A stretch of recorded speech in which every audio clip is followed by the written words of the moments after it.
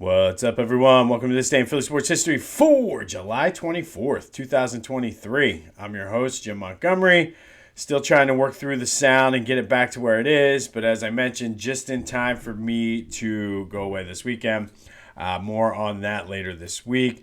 But a great win for the Phils, 8-5. There's so much fight in this team. They were able to stop the losing streak, which is good. They're coming back home, and They made two comebacks that game. I mean, they were down 3-0, came back, looked like they were going to win it. Craig Kimbrell blew his first save of the year, and they were able to come back in the 10th and do that. And again, I've been saying it so much, but it's true. The fight in this team, they just don't seem like they're ever out of anything. And that's going to be clutch and huge coming back. And they started this in the postseason last year, and it just seems like it's carrying on, and I love it. And it's a pivotal week for them. This is the trade deadline week. They're entering the week a half game back in the wild card. They're tied with the Marlins. They're back of the Giants, Reds, and D-backs. And it's a lot's going to come down to what they decide to do at the trade deadline. Do they go for pitching? Do they go for another bat? But I mean, even on the schedule, though, they have 3 against the Orioles. That's going to be a tough series. They're in first place in the AL East. And then they have 3 against the Pirates, which is one of those teams that seem like they always give the Phillies problems. So, not an easy slate of games, but if you want, just like with the Eagles schedule, if you want to be a good team, you need to play who's on your schedule. All right, if you want more Phillies coverage, check out our friends at 2008 Phils. They have the biggest Phillies email newsletter in the world. It's a must-read. I've been saying it for a couple weeks now. It's something that I read almost weekly, a couple times a week, whether I'm looking for ideas or just for enjoyment. I mean, there's a lot of good analysis and breakdown of things, a lot of good historical content. So be sure to check them out. And for a limited time, they're giving This Day in Philly Sports History listeners 75% off of their subscription. And the subscription gives you access to all of the posts. Some of the free stuff is good, but the member stuff and the subscription stuff is even better. The community chats and message boards are amazing. Lots of good discussion, but you get full access to even their archives. So anything that's ever been posted, you have access to. You get that awesome 2008 championship banner t-shirt. 2008 Phils will follow your Twitter account. I keep saying, but it's helping me reach new people by having him retweet some of these posts and things like that. You get access to the special giveaways, autographs, memorabilia, tickets, and it's only $2 a month or $20 for the year. Worth it just for the content, and then they're going to throw in a t-shirt, and then you have access to some of those giveaways. So check them out. It's exclusively for This Day in Philly Sports History's listeners. Check the link in the description, and what they'll do is it'll take you right to the page, sign you up, 75% off, boom. You're on your way. Sixers. So a lot went down in the James Harden as the Harden turn saga. So apparently yesterday, as usually is the case when a player, we've seen this a lot of times now, when a player wants it to be very clear and hasn't really said much since a certain time when it's dealing with contracts, he's now scrubbed his social media of all Sixers related anything. Not necessarily, again, a shocker, but on top of that, though, the big story was Joel Embiid got married over the weekend and missing from the pictures, and nobody could find anything. And I don't know if this was done purposely or whether he just didn't show up, but it doesn't look like he showed up to Joe's wedding. Is that a sign that there may be, is he sending a direct message? Is there beef between the two of them? Just leading to more speculation. But again, it is Philly's greatest reality show right now, because you got the Phillies in the throes of a playoff race, that's good, don't get me wrong. You have the Eagles coming to training camp with not really a lot of stories or anything coming up. We'll see what happens when they start report tomorrow, but for all intents and purposes, knock on wood, it doesn't seem like there's anything, but there's the Sixers. Flyers are over here quietly doing their thing. Union are doing their thing. So all eyes are on this drama with the Sixers. And I don't know. There was a point in time where I was starting to get annoyed by it, but now it's starting to heat up and get spicy. So we'll see what happens today. And as the Harden turns, I mentioned the Eagles report to training camp tomorrow. I am pumped. It's sad in a way because this means and signifies the end of the summer, but I prefer the weather in the fall anyway. So here we go. All right, Union, they are in action on Wednesday. Their second game in the group stage against, I think it's Querétaro. It's a QU word, but whatever team that is, Querétaro, I think it is how you pronounce it. They're at Subaru Park for their final in the group stage. Could be looking to move on to the knockout round in the League's Cup tournament. All right, today we're going to stick with the Phils and go back to 2002. And on this day in 2002, the Phillies beat the Cubs 4-2. Travis Lee had 2 RBIs. Marlon Anderson had a home run. Mike Lieberthal knocked in a run. But pitching for the Phillies that day was a youngster named Brett Myers making his major league debut. The 21-year-old went 8 innings, had 90 pitches, allowed just 2 hits. He gave up 1 earned run, which was a home run, 1 walk, and 5 Ks. Jose Mesa then came in and saved it for the Phils. But Myers, I think it's a love-hate relationship with Myers. He was an integral part of that 07 and 08 division champion and the world championship teams. Ironic enough, I don't know if it's ironic enough, but just an odd fact. He was the Phillies' first player born in the 80s. So if that makes you feel old, good, because it makes me feel old. But like I said, he was a big part of those teams and kind of was the ultimate team player. They needed help closing in 07, so he closed.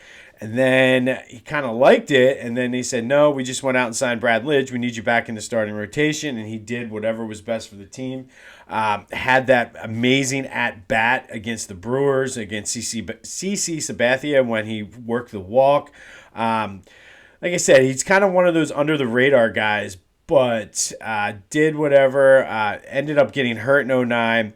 And then ultimately went, I believe it was Houston. Then he played for the White Sox, and I think there was another team in there.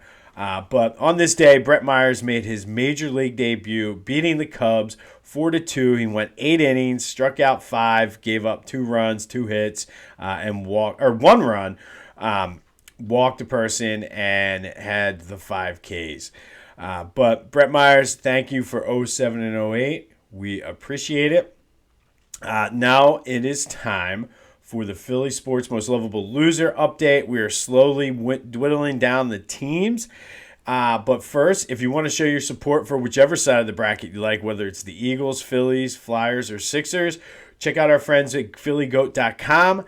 They have a selection of all 4 of those teams. If that's not your thing and you want Union, go there. You've seen me wear the Mr. Sandman's Gym shirt. They have Rocky shirts. They have Philly Neighborhood, Philly Culture, Philly Pride. You name it, they got it. Kid sizes, any color you want. Back to school shopping is coming up. It's a great way to have your kids going to school in style. I know my kids will be having some Philly Goat shirts this year. But check them out. Use the promo code Jim Montgomery for 10% off of your order and show your support for whichever team you like in the Philly Sports Most Lovable Loser tournament. All right, update from the Phillies yesterday. The 2009 team, and I kind of figured this was going to go this way, but they steamrolled the 83 Phillies with 100% of the vote. They will now take on the 2022 Phillies, the 6th seed, on Friday. So be sure if you're a fan of the 09 Phillies or the 2022 Phillies, you're listening on Friday to get your vote in. But today, it is our last, we're going to crown our last member of the regional final. And the 2000-2001 Sixers, the 3 seed, will be taking on the number 7 seed, 1980-81 Sixers. The winner will play the 4 seed, 81-82. Let's start with the 2000-2001 team, one of Philly's all-time favorite teams of win or lose. I would put them up there. I would say they're probably a top 5 team, top 5 favorite Philly team, win or lose. And that includes the Super Bowl winning team. That includes the World Series winning team. A lot of those Phillies teams, the Donovan McNabb, Andy Reid team. I will put them. I can make the argument that they're a top 3 all-time Philly team. But they went 56-26 in the division. Won that division. They traded for Mutombo halfway through the year when Theo Ratliff got hurt. They had the MVP, Coach of the Year, Sixth Man of the Year, Defensive Player of the Year, and All-Star Game MVP all on that same team. They rolled through the playoffs, or the first round of the playoffs against the Pacers, and then they had 2 epic series against the Raptors and then Bucks to make it to the NBA Finals, succumbing to the mighty Lakers 4-1. After winning Game 1, which is the high point of many Sixers fans, I just remember that vividly. And it just, there's somebody out there who listens regularly that I probably still owe money for drywall. Just send me your Venmo and I'll get that over to you.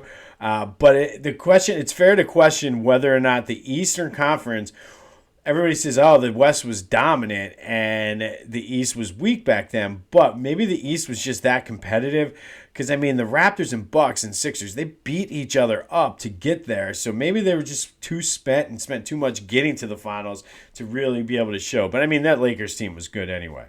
They are taking on the 80-81 Sixers, who went 62-20. Second place in the Atlantic Division. Tied with the Celtics, but lost the tiebreaker, which could have come back to haunt them. They were the defending Eastern Conference champions. Dr. J was MVP. Bobby Jones and Caldwell Jones were both on the All-NBA defensive first team. Mo Cheeks was on there. Andrew Toney was a rookie. Darryl Dawkins. They went 2-0 over the Pacers again in the first round of the playoffs. Beat the Bucks 4-3, who were the second seed. And then we're up 3-1 against the Celtics on the road. And maybe because of the tiebreaker, but this is the year that the Sixers blew that 3-1 lead, and then the Celtics went on to the finals. Sixers would go back to the finals the next 2 years, finally winning it in 82-83. Played this out on What If Sports, and it was all 80-81. Dr. J was too much, and as you look through the stats, I think it was a combo of Dr. J, but there was just not a secondary scoring option for the Sixers, the 2000-2001 Sixers. AI got his, but then that defense between Bobby and Caldwell Jones really shut down the rest of the Sixers, and Dr. J just led them the way. But now it's your turn. What do you think? Send me your votes, comment, send me text messages, smoke signals. If you're on Spotify, there will be a poll there. I have poll on my Twitter, Jimbo_Mont. Check me out on TikTok, Jimbo_Mont. If you're watching the YouTube video, leave a comment. Just get your vote no matter what. These votes matter. This is one hell of a matchup. I think I know which way it's going to go, but let me know which is your lovable loser for the Sixers Regional. Is it the 3 seed 2000-2001, or is it the is it the 7 seed 80-81 Sixers? Let me know. Get your vote in. On this day, back in 2002, Brett Myers made his Major League debut, winning after going 8 innings. So kudos to him. Like I said, he was a big part of those 07 and 08 teams. Be sure to check out our friends at 2008 Phils. The description is in the link is in the description for 75% off of your subscription. That is hard to say. Check out phillygoat.com. Jim Montgomery is your promo code for all your back-to-school needs or to show your support for Philly sports' most lovable loser. This has been This Day in Philly Sports History. I'm Jim Montgomery. Go have yourselves a Monday, and until next time, I'll see you when I see you.